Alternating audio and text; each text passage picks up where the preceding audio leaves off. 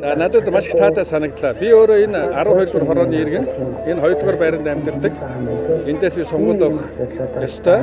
За ингээд нэр дэвш нартайгаа танилцлаа. Манай альчснаа бас нэр дэвшж байгаа залуучууд үнэхээр сайн байна, сайхан байна. Мөрийн хөтөлбөр ярьж байгаа зүйл, төлөвлөсөн ажил, бодож байгаа хийх гэж байгаа зүйлүүдээ бүгдийг сайхан ярьж танилцууллаа. Үнэхээр таатай байна.